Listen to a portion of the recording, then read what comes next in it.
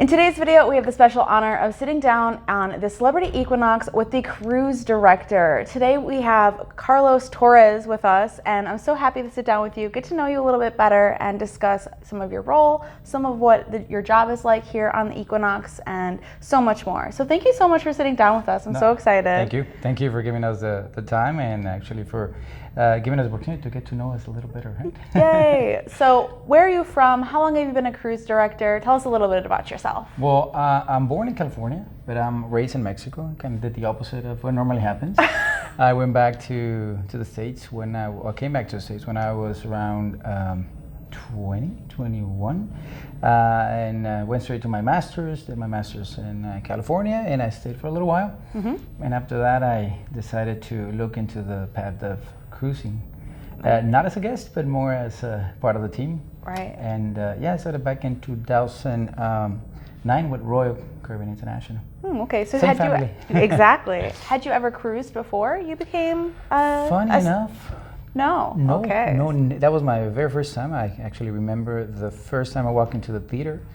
All I could see was a gentleman under the name of Casey Pelter. He was my very first cruise director. He was on the main stage, and when the curtain was there before he was introduced, all I saw was this movement from side to side, and that was the very first time that I actually got a little dizzy, and I thought to myself, this is probably not going to be for me.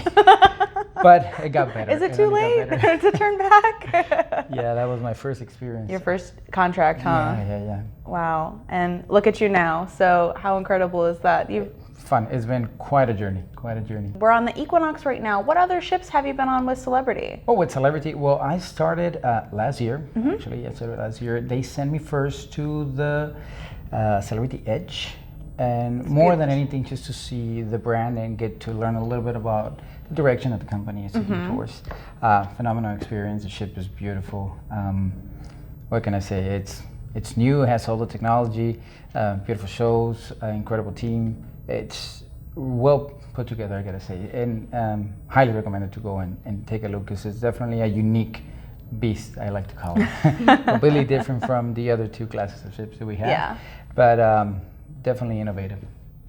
From there, I had the opportunity to go to the Infinity. That was actually my first official contract. Oh, okay. I did a couple of months there, and again, different, smaller, a little more intimate.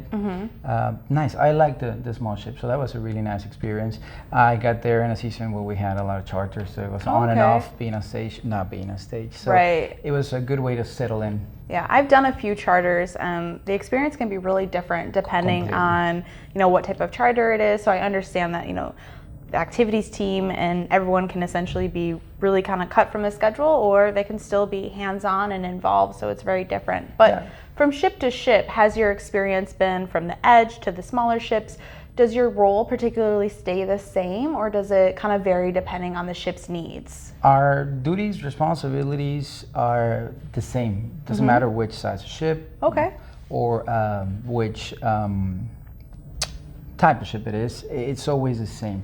However, it does imply a couple of extra duties or less depending on which ship you are on. I see. At the end of the day, the goal is to create an entertainment lineup that suits the needs of most of our guests. Because it's kind of impossible to always hit that 100%, but you definitely want to make sure that you cover as much as you can and cater to as many as you can. Right, exactly. Make it so that you're something for everyone, essentially. Exactly. That's the goal. So what are some of your other duties involved in your role? I know that you have a lot of hands-on with the activities. We see you all around the ship with your high energy, getting us involved from the nightclub at night, starting off the dance party, and so much more, to the shows, everything. What are some of those day-to-day activities? Well, you become the face of the ship in a lot of ways. People think that you kind of lead all areas, which is phenomenal, because everybody comes to you, everybody asks you the questions, and it's a lot of trying to understand how the operation runs in every single area.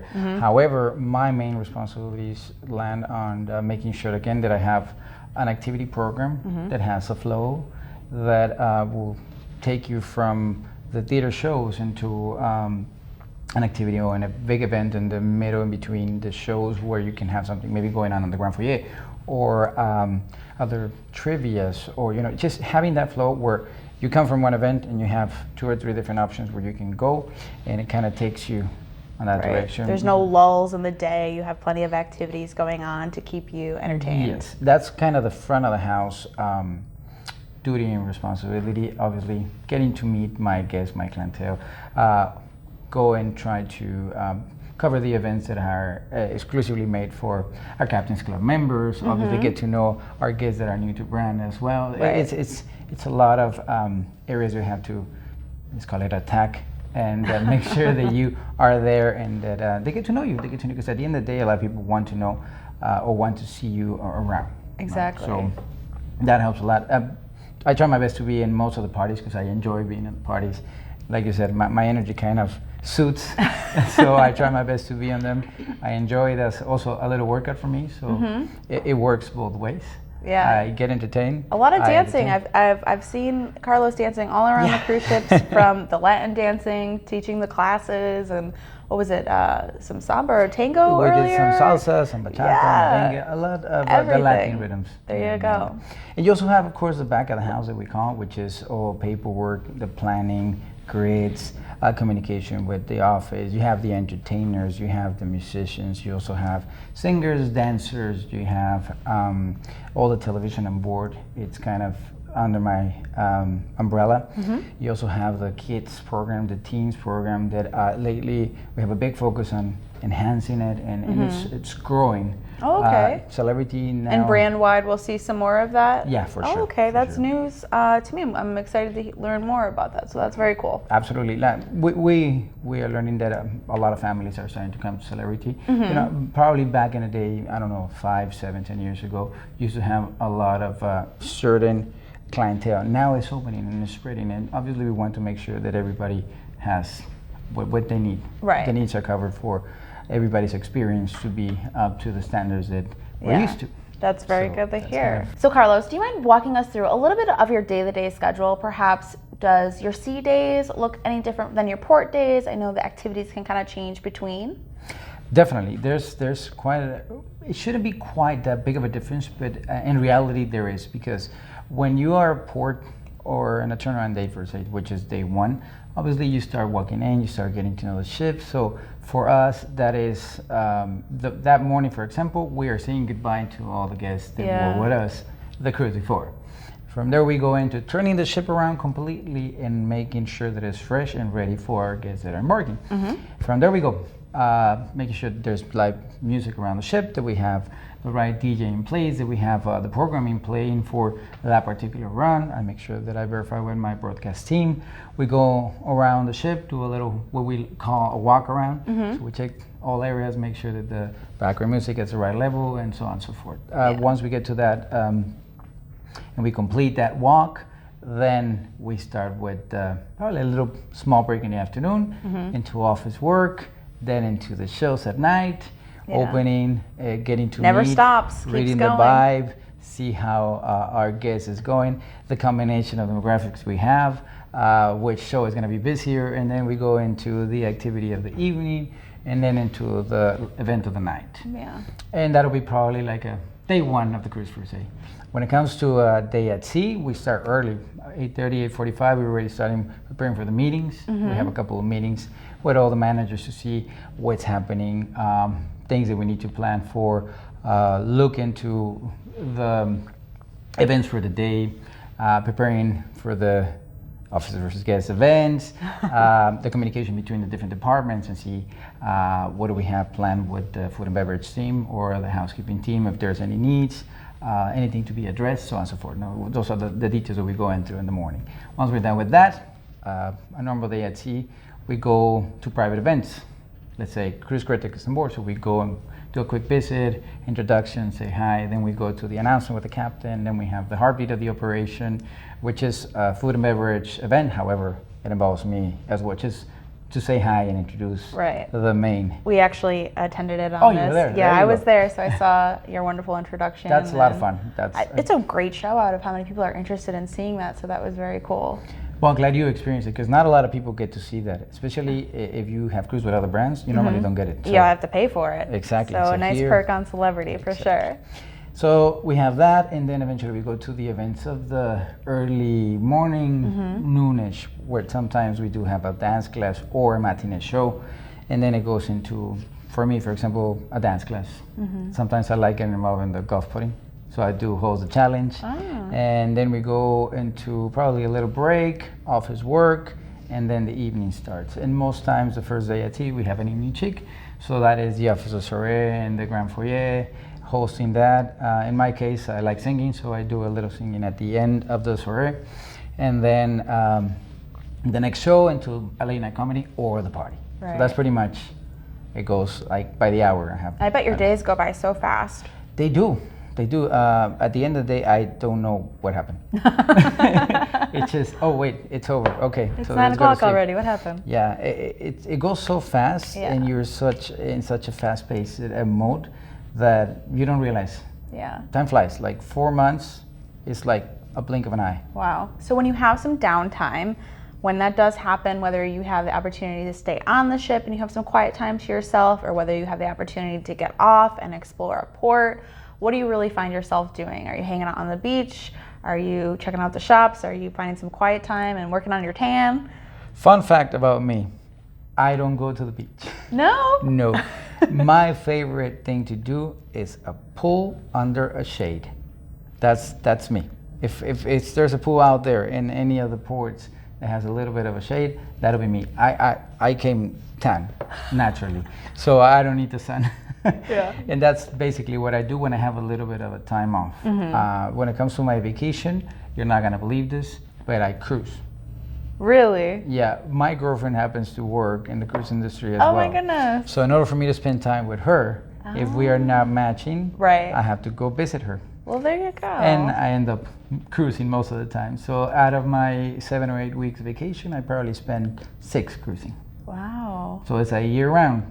My goodness, that salt is really in your veins there. I'm for telling sure. you, I just can't let go. Even my mom is like, "Come on, are you gonna visit or what?" I bet your family misses you. They do, and that's what I meant by you missing a lot of things. You know, there's birthdays, there's Christmas, there's New Year celebrations that you just FaceTime. Yeah. Have fun, but again, you get used to it. I guess eventually you get to the point. I'm an only child. Oh, okay. So for the parents, it's a little tougher. Yeah. Than for me, I guess at this point, after 10 years, I just got used to it. It's normal. Life is normal. You miss them, of course. Yeah. But this is what I'm doing, right? So I get to enjoy it and I get to love it, and the passion is there, so that keeps driving me, I guess.